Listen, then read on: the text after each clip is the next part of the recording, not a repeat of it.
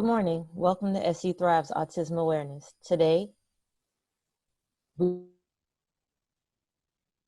will be talking about autism. Alberta Stewart, Kay Ware, and your co-host, Eva Shockey, and your host, George Rice. George, how are you this morning? Good morning, Eva. I'd like to welcome everybody to SC Thrive's Mental Health Matters. Some of you are aware that every second and fourth Thursday of each month at 11:30 a.m., we speak about another area of mental health and just how much it matters. And we're very about autism awareness. We want to tell you about the mission of SC Thrive. SC Thrive leads South Carolinians to stability by providing innovative and efficient access to the quality of life resources. As I told you today, we are going to talk about autism. Autism, the numbers speak for themselves. In 2020, the Center for Disease Control reported that approximately 1 in 54 children in the United States is diagnosed with an autism spectrum disorder. And we're going to use the abbreviation ASD today, as well as autism spectrum disorder. In 2016, the data showed that 1 in 34 boys identified with autism and 1 in 44 girls identified with autism. It's important to note that autism affects all ethnic and socioeconomic groups. In our forums that we've been doing, we've identified the ability of people to outreach, to get care, and this subject is no different. That with autism, minority groups tend to be diagnosed later and less often. We want to speak to you about 3 levels of autism spectrum disorder, or as we said, ASD.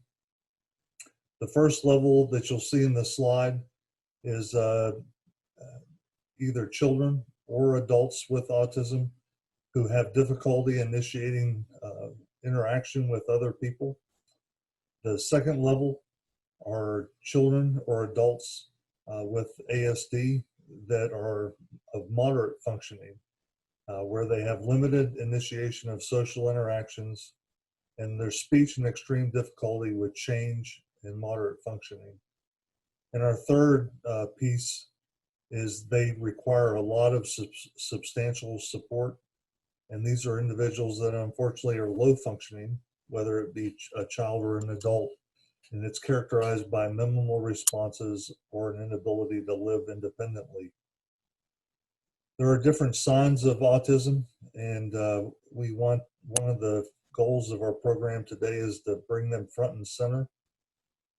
Children with ASD may have some symptoms, signs and symptoms of autism, and that's why it's so important that a child and their parents are involved in well checkups with a pediatrician, so that the child's development can be monitored.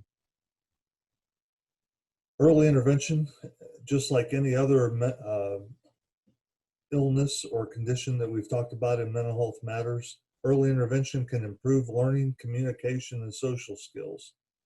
One of the therapies that's used in autism is a therapy called applied behavioral analysis.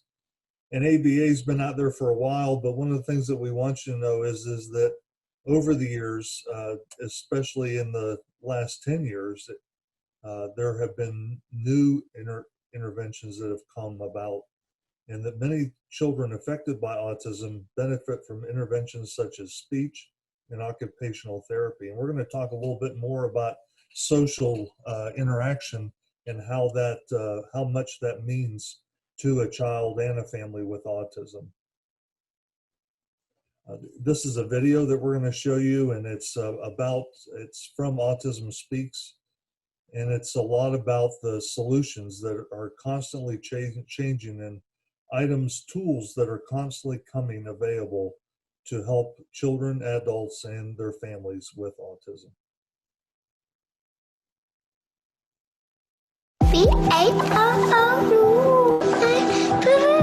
When it comes to autism, finding the right words can be tough. Finding understanding doesn't have to be. Say hi, Mom. Hi, Mom. Hi, Papa. Julian, I love you. Love you too.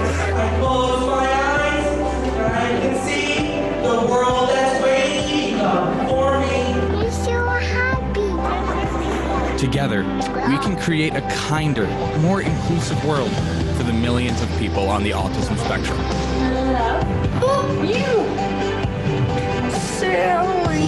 What if it's so hard? I'm gonna push through. What if it's so tough? I'm gonna push through. I am strong. You have been accepted to Kutztown University. But it feels like home.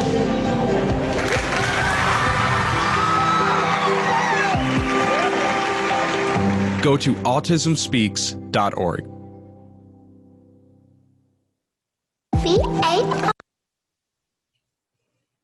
So a lot of the things that were represented in the video include that some of the core symptoms of autism include challenges and repetitive behaviors. And some of the symptoms include, unfortunately, in early childhood, as you're going to hear later on in our question and answer, is that the signs and symptoms may go unrecognized.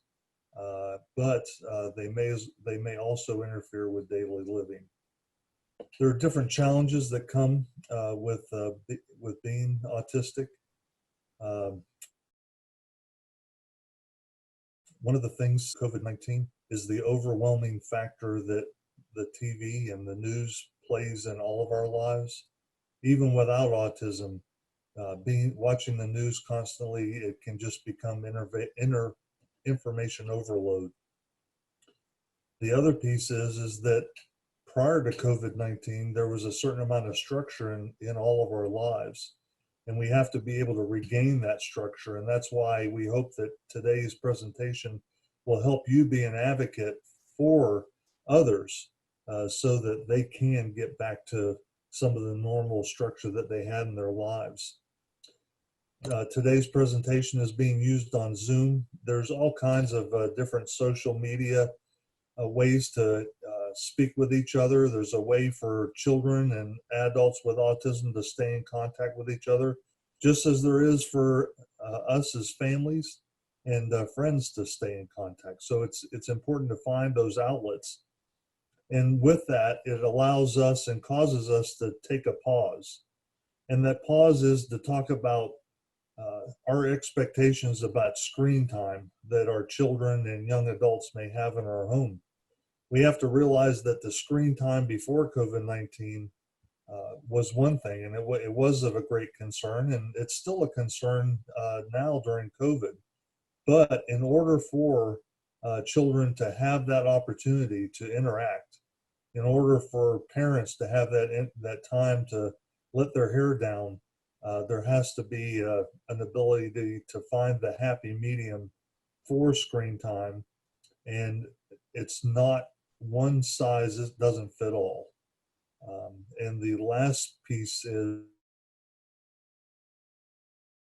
that is a big part of autism care, as well as all types of care, including mental health. And that we have to realize that a big change for us is that a lot of our outlets for care will be over the computer in our homes versus actually traveling to a pediatrician's office. But it's also important to know, we're going to talk about that in just a minute, that going to a pediatrician's office is totally different now for a child as well. And the whole time of signing in and everything changes a lot.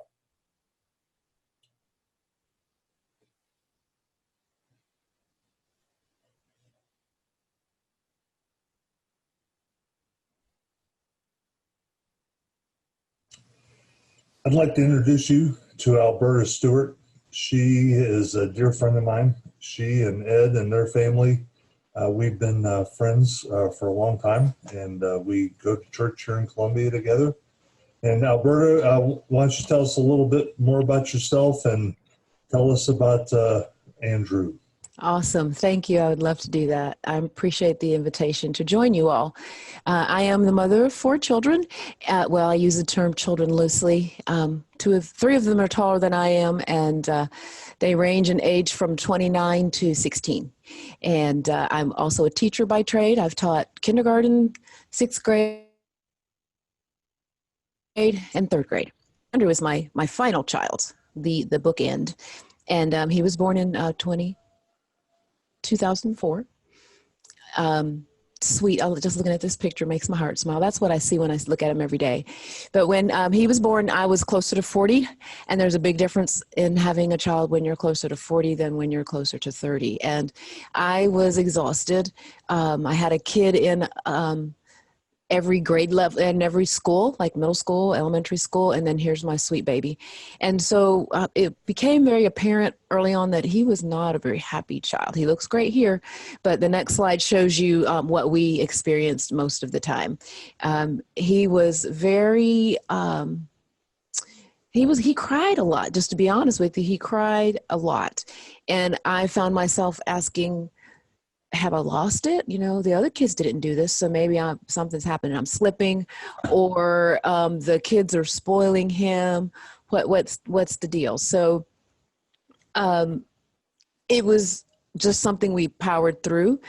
I don't know when it started, but Andrew, that little towel on his head there, he started wearing that around the house and outside, and it seemed to help him. I didn't understand it, but I'm like, hey, whatever makes you happy is good. That's my cousin who's trying to hold him. We drove to Florida, the 3 kids and myself. My husband did not come, and this was before we knew he had autism. And the drive to Florida through the states with him was just, I still could cry today. And then when we got there, you know, it's a new place, it's new people, new smells, new rules. He basically was miserable the whole time. And I felt, none of my relatives looked at me and said, Alberta, what is wrong with that child? But I felt their questioning spirits, you know, kind of like, what, this is not like the rest of them. What's going on? When Andrew was about 3, I tried to set up a play date with a friend who had a child about the same age. And we went to the park, and the moms were talking, and Andrew was just not, he wasn't feeling it. And things were not just going really well. And my friend looked at me and said, Alberta, you might want to have him tested for speech. And this lady is a nurse by trade, but internally my mind was like, oh no, you didn't just say that. I'm taking my kid and we're getting out of here. But what I came to after getting over the emotional response was, well, he does kind of wear that towel on his head everywhere he goes, and he does cry a lot. Okay, that was what I needed to say, hey, take off those mommy eyes of love that my baby is perfect, and put on the educator eyes, put on the not involved eyes, and look at what he does and how he acts and see if there's a valid issue there. So over the summer, I started watching him very closely, and I noticed that when I got him up from sleeping overnight, he had gotten out of bed overnight, and we listened to CDs overnight as he slept. And when we'd get up in the morning, he would have all of those CDs lined up. I started realizing that we had a dominoes set, and he would go through that domino set and pick out 13 dominoes every time. And I thought, well, I'm going to trick him. And I hid some, and he got all upset. Later, I looked at them, and they were high doubles. So I was like, well, that's different. He never played with trucks and said vroom vroom. I know little kids parallel play, but he just totally didn't even realize there was anybody in the room besides himself. If I called his name, and I knew he didn't have a hearing problem because he passed that, but if he got out the door, my biggest fear was that he would run into the street, and I would call his name, Drew, Drew, Drew, and he would not turn around. So we had to install the slip locks at the top of our doors to make sure. So at the end of that summer, I was like, okay, yeah, my friend we need to do something about this. So I called my pediatrician and I said, hey, my friend said this, we're wondering this. What can we do? And my pediatrician gave us the phone number for the Department of Developmental Needs, DDSN. And prior to that, we had had all our well checkups, and autism was never mentioned. But he did cry through all of those doctor visits, but it was before the time when they would do the screening automatically. So I'm grateful that my physician listened to me, and I went on the phone call, and they give you this survey over the phone. And when we were done, the lady said, yeah, he definitely has a developmental delay. So we need to come out and get our eyes on him and do an evaluation. So they came to the house, and Andrew, of course, was crying and running around around the house and wearing his towel. And she was able to get him to try to do some things. And she said, yeah, absolutely. We feel like he has autism. So at that point, Andrew was 3 years old, and children with special needs under 3 qualify for BabyNet, which is, a free service. And he was too old for that. But we were able to we did get his diagnosis officially through the school system. Once I had that initial diagnosis, we said, okay, we need to go ahead and get like a medical diagnosis. And ours went through the school, so it was an educational diagnosis. And once we got that diagnosis, the world closed and opened at the same time.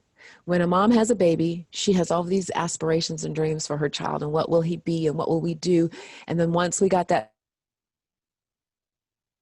diagnosis, but thankfully we didn't stay there, and we were able to build a new dream. And with that diagnosis, I was able to understand how he might be learning or how I could best help him. So one of the first things we did was, we have 3 other children, and we had to go to the grocery store, and the kids like to go to the library, and we go to church, and he would scream the whole time. So knowing that through research that kids on the autism spectrum respond very well to visuals, I dragged Andrew to the grocery store. Food Line was our store, and that's what that picture is. And I stuck him in the cart, and I took his picture. I took him to the library, stood him in front of the library, took his picture, took him to church, took a picture with all the people you're getting the picture. And so when I developed that, I made a little book.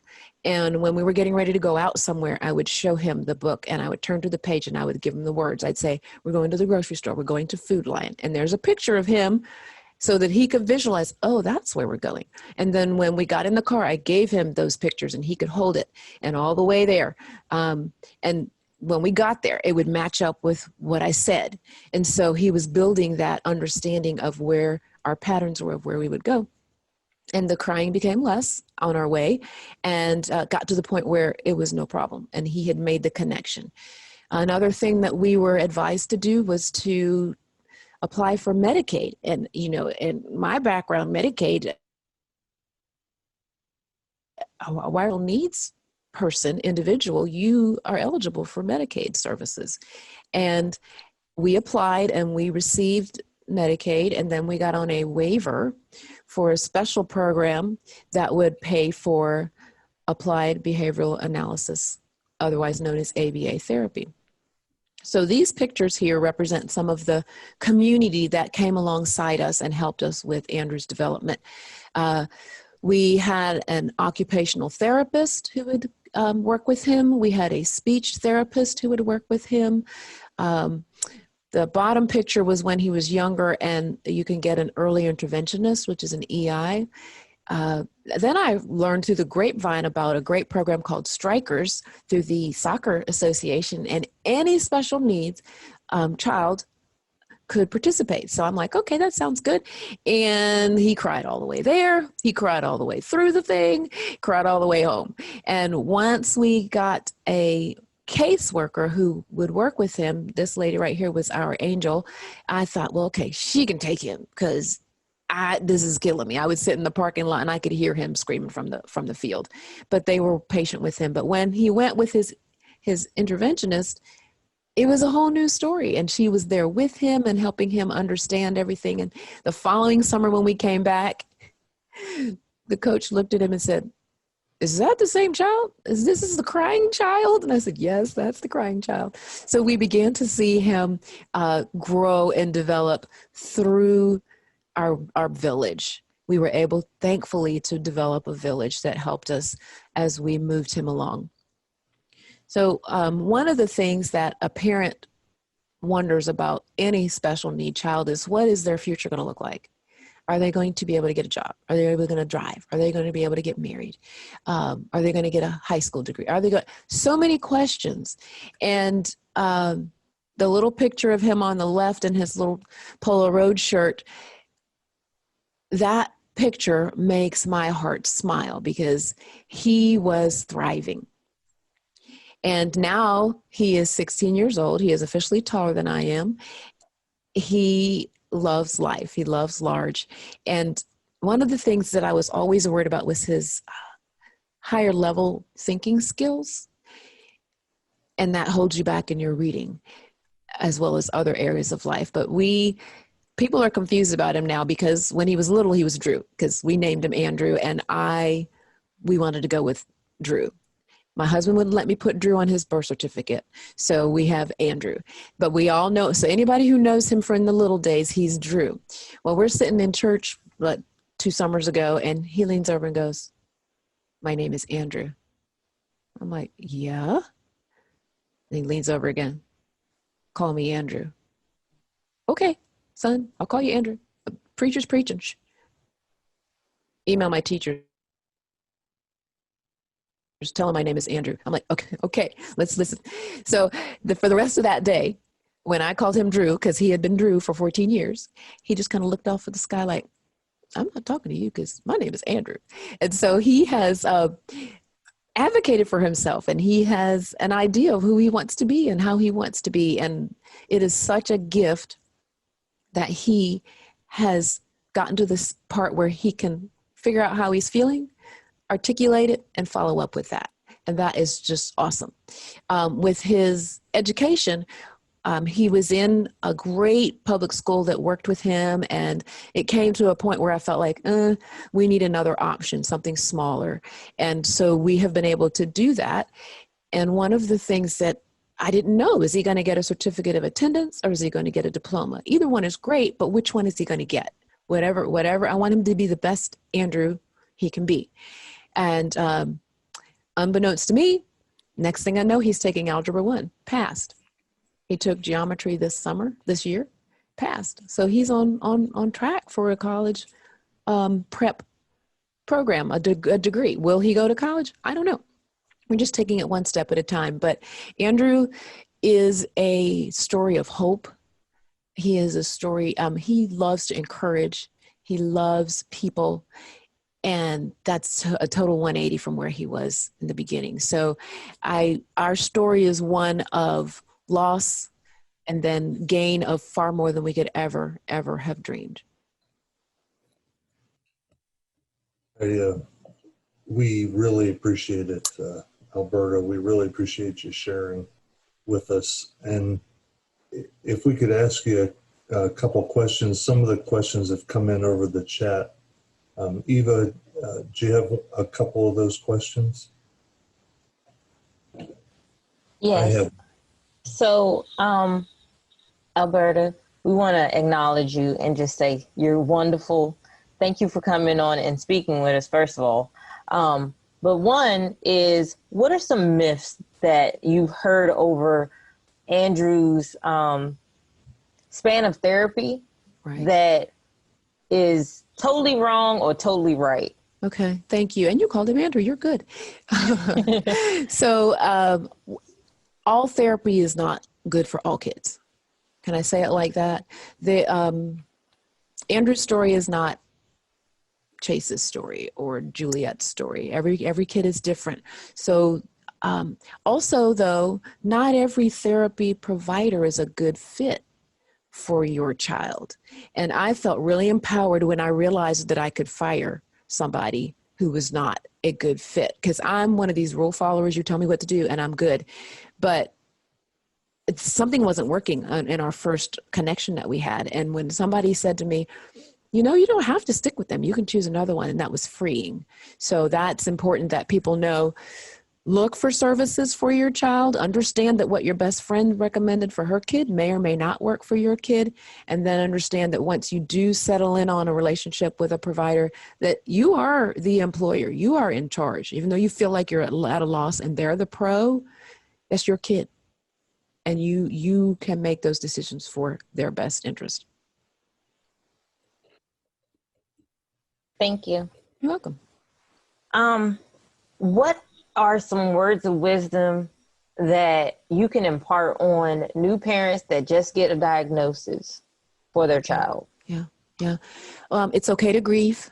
You're not a bad parent for being sad. It really was. And it's okay to feel that way. Don't stay there, but it's okay to feel that. And everybody goes through a grief process in different ways. So do get through that. We tend to wonder, what did I do? I see so many times on these autism Facebook boards where somebody says, well, did you have preterm labor? I did. Is that why he has autism? Or, you know, we try to figure out why it is what it is. We don't really know why. It's not your fault.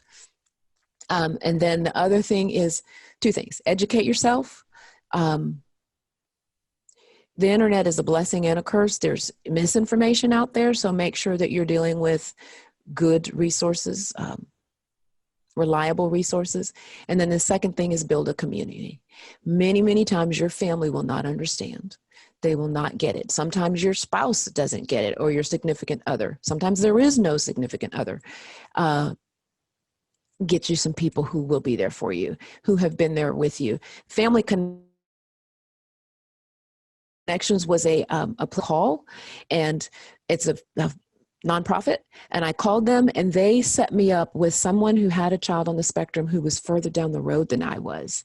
And that was such a blessing to call her and know that I would not be judged, and know that she might have some insight that I wouldn't have. So build yourself a community, whether it's virtual or in person or whatever, of people that are on the road with you, maybe ahead of you, maybe behind you, but you all are there together. And there's one more question. We know that children like to do sibling rivalry. How did that impact or not impact your upbringing with your children, yes, as well as the therapy and the attention that you gave Andrew? Oh, that's a huge question. And we did have it. Now, my kids have a big gap, but Andrew is 3 years younger than his brother. So when Andrew was 3, Michael was 6. And looked at me and said, are we ever going to have a normal family? And my heart did two things. First, I wanted to pop him in the nose because I thought, how dare you? But then my heart broke because I heard what he was saying to me. He was saying, this is hard, and everybody else gets to go out to eat, and we don't. But we worked through that. So I'm glad he felt free to ask that. And then so that was a cry for, hey, don't forget me. I'm over here. I know you're working hard with him, but what about me? The other thing that, brothers fight, they wrestle and all that other, and Andrew didn't understand. Well, Drew at that time didn't understand that. So Michael would be trying to wrestle with him, and then he would start hollering, and we would rush in and fuss at the older brother. And in retrospect, we could have handled it better. We could have given him some more education about, hey, look, I know this is what you want, but this is what he can handle. And as they grew up, they understood a little bit better. There are, I think Family Connections may still have this. They have a sibling group that they can meet with each other and kind of go, hey, look, we get each other because I'm not bringing anybody to my house because my brother's going to tear stuff up and embarrass me, So that's a real thing. And it's so hard because as the mom, you're worn out and you just want peace. However that peace comes, that's what you want. But we need to let those siblings, first of all, don't depend on them to take care of the younger one. My mom and dad are both deaf. Sign language is my first language, and they were very cognizant of letting me be the child. Sometimes they needed my help, but they did not rely on me. I was the kid. They were the adults. So let your siblings of the special needs child be kids.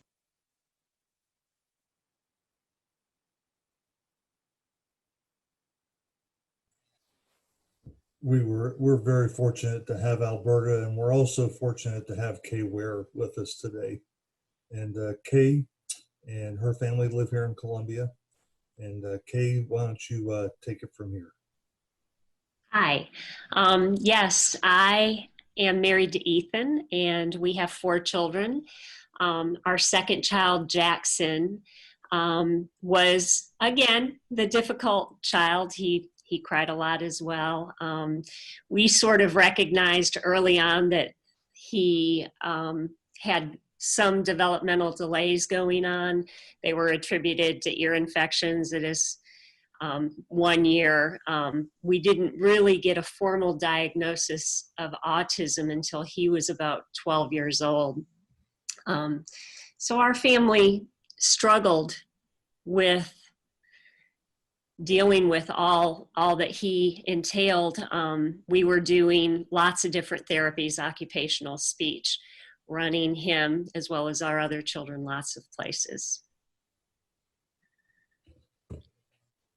And, you know, as you said when we spoke earlier this week, that in our slide presentation today, we spoke about knowing the signs and symptoms and how important that played in your lives. Yeah, absolutely. We recognized Jackson was not as verbal as our older son. At the time when Jack was born, we only had one other child who was incredibly verbal. And I think as a parent, my thought was, I'm not going to compare, because you hear about other children, typical children, who maybe they start off and they're not as verbal. So I was trying to be calm and not think the worst.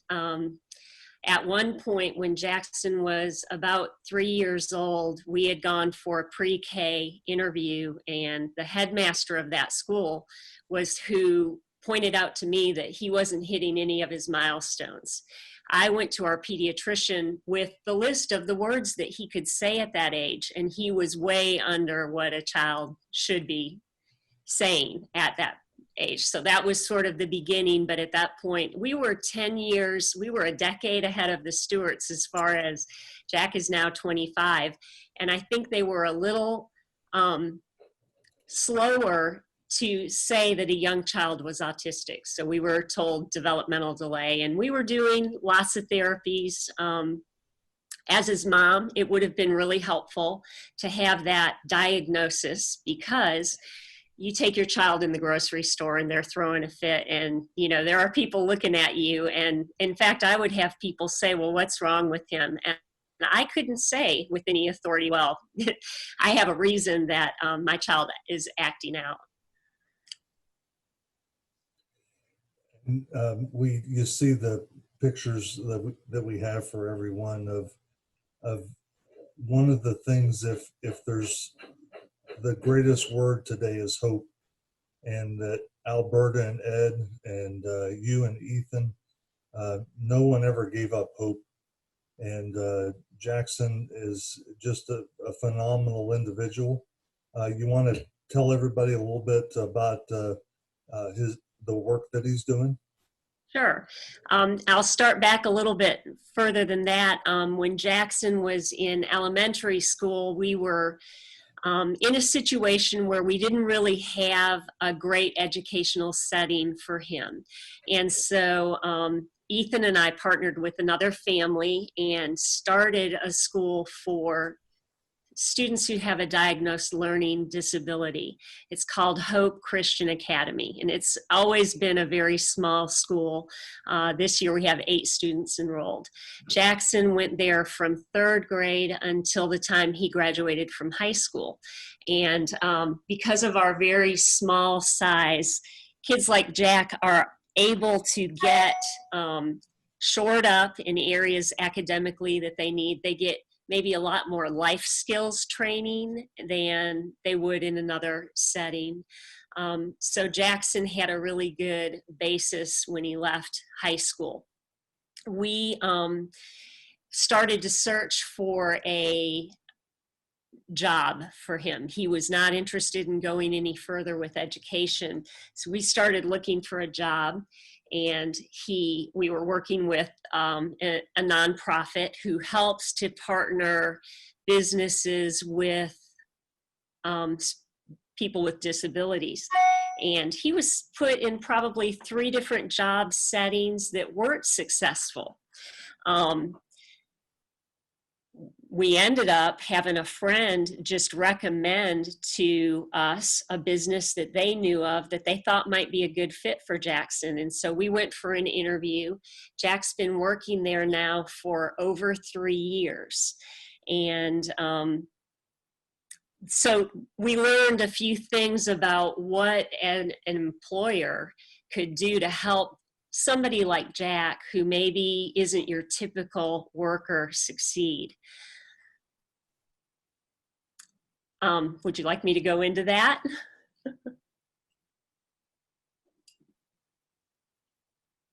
So I'm going to talk a little bit about what I felt like Jack's most recent employer has done that has really helped him. Any of us with a special needs child knows that patience is something that we all need. I would say that Jack's employer has been extremely patient with him. Some of the ways that they really helped him in the beginning was, first of all, he started with a shorter work day than some of his other people that he was working alongside. They put him with a peer. So as he worked, there was somebody right alongside him, helping him learn the position. That was really key for Jack. He loves to be kind of one-on-one with somebody like that.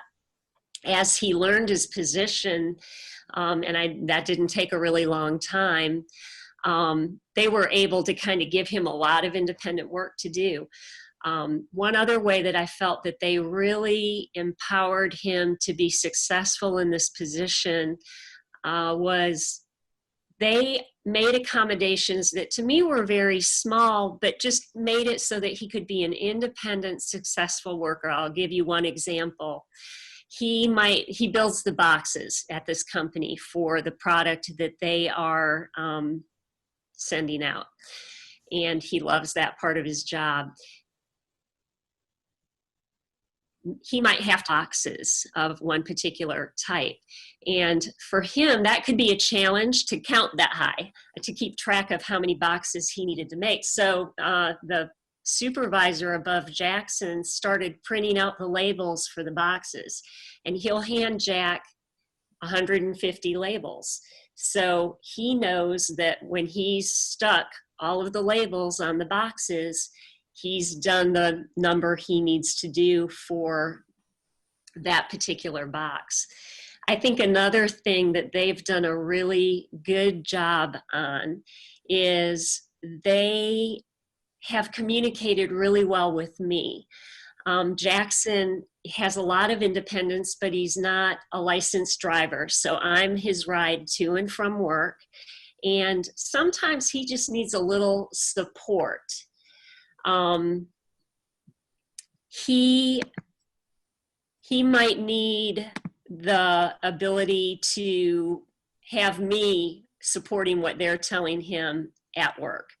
So they communicate with me at times. I'll give you an example. One time they wanted to talk to him about something.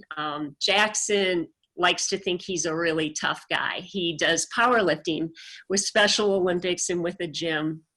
And so that's kind of his persona. He's a little less sweet than Andrew Stewart is. So he had needed to be spoken to at work, and his supervisor, in communication with me, recognized that Jackson doesn't need to be talked to in a real sweet, sugar-coated way. So they gave him a letter of notice of termination. And as they spoke to him about whatever the issue was that they wanted him to recognize he needed to improve on, he came home and he said to me, well, Mom, I got this notification, and he's never forgotten it. So he's very clear on what he needed to change, and he's done it. And so they've allowed me to be involved in helping them to communicate and to support different things that they need him to do. And I would say lastly, as far as employers who might be interested in hiring special needs adults, is probably one of the senior employees at his particular business. They have a high turnover rate. He loves his job. He's willing to do the tasks that other people don't like to do there. And I think special needs adults in general are very loyal to their employers and to their jobs. And actually, statistics show that they don't have the same turnover rate as the general population. They're very loyal. So if you can be patient with them and train them in what you need them to do, they're going to be a great employee. Jackson's employer has said to me that Jackson takes up no more time or no more patience, actually, than any of his other employees. I think he's had to do some things that he doesn't have to with his typical employees, but he calls him a valuable member of their team.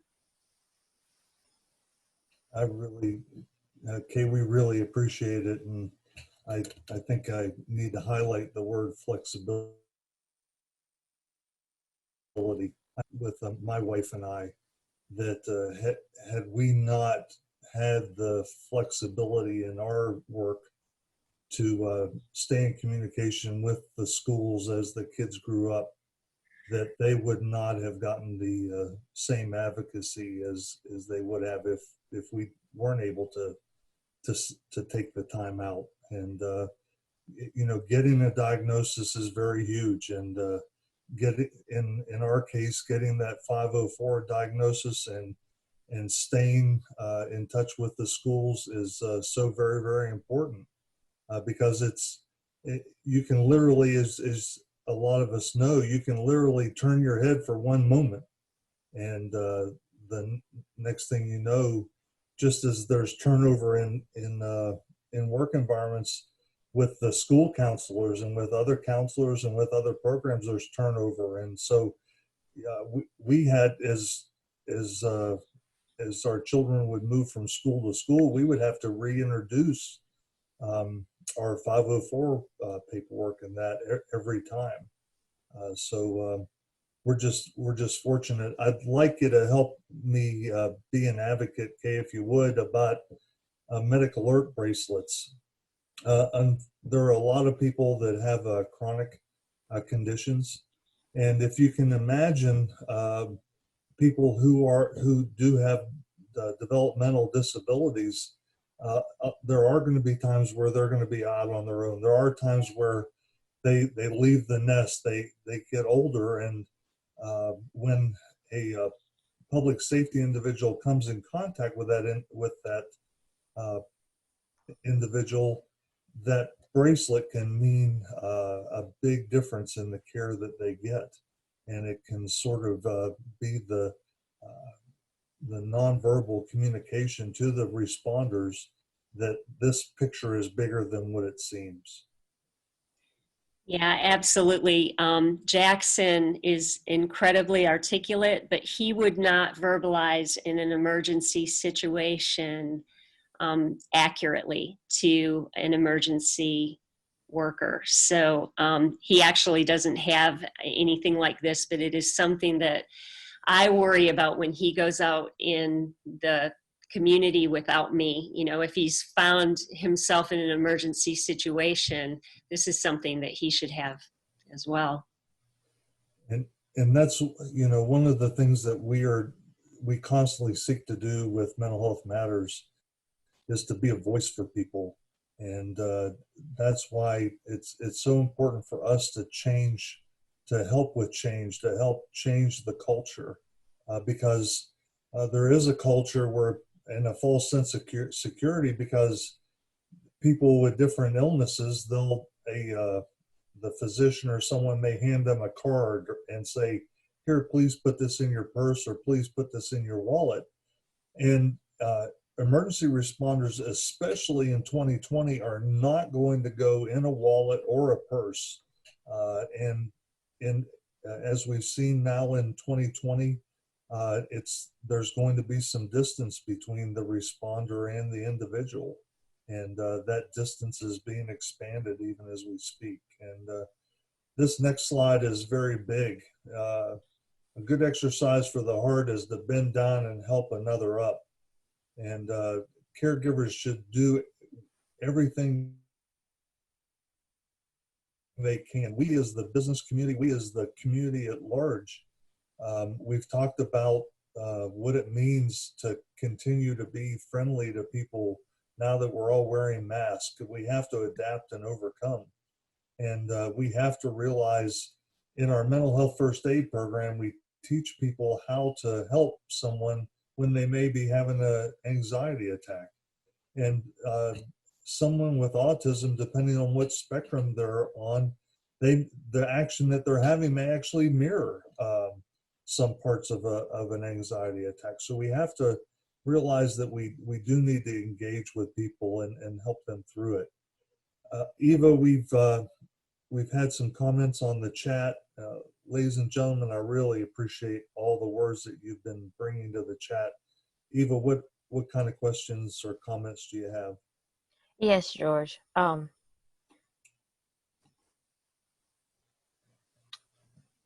Give me 1 second.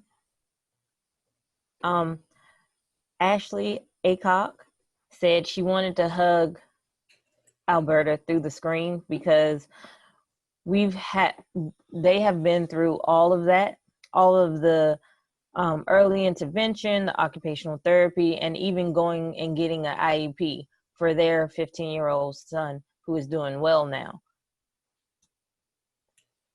One question I have for Kay is, what can you tell other parents that was beneficial for you when you were going through trying to get through or navigate through getting your son the assistance he needed and getting stressed out? What did you do for yourself and your family to de-stress during that time period?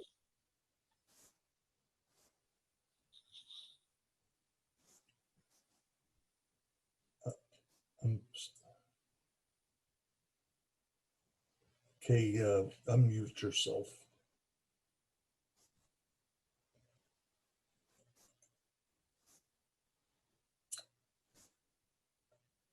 I lost her. Hello. There you go. You actually cut out. I couldn't hear everything that you said. I'm so sorry. Could you? Okay. Yes, ma'am.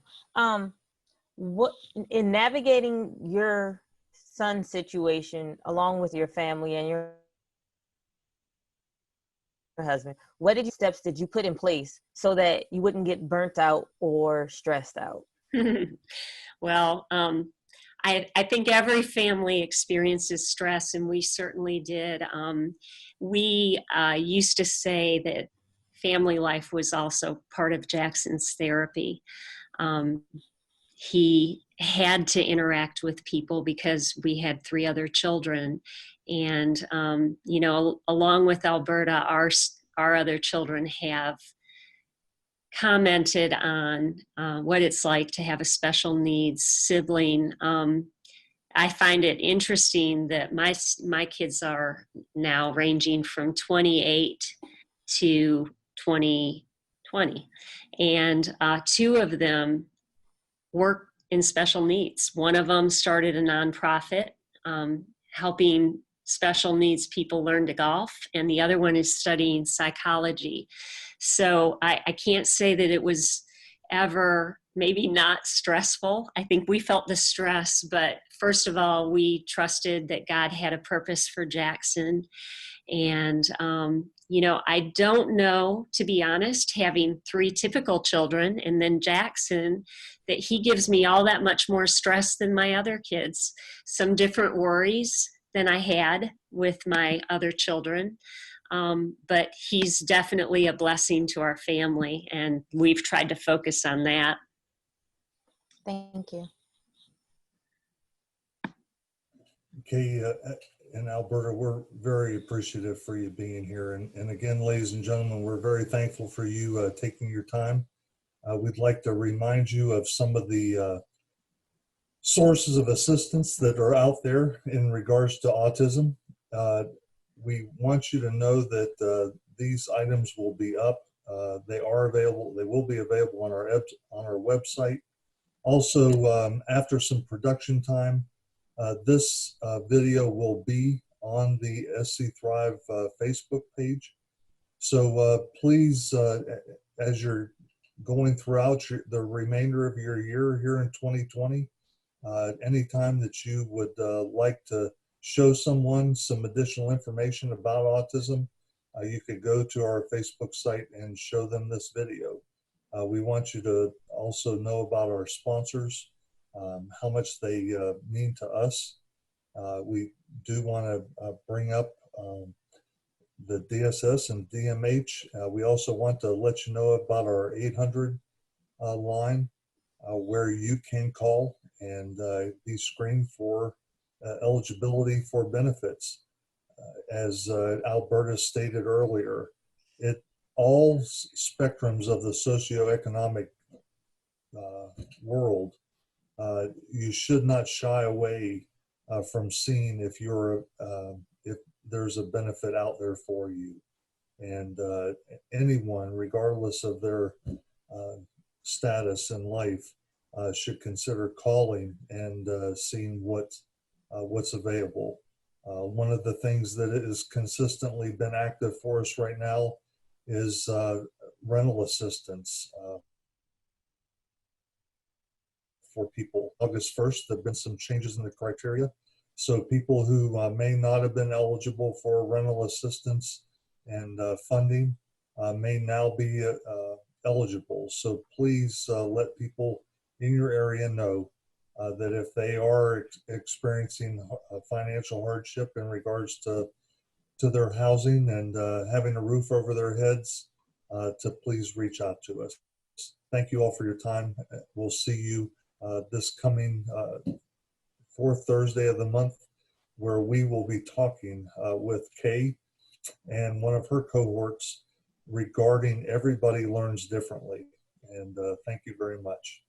And if you could, go to Facebook, Twitter, YouTube, and just give us what you felt.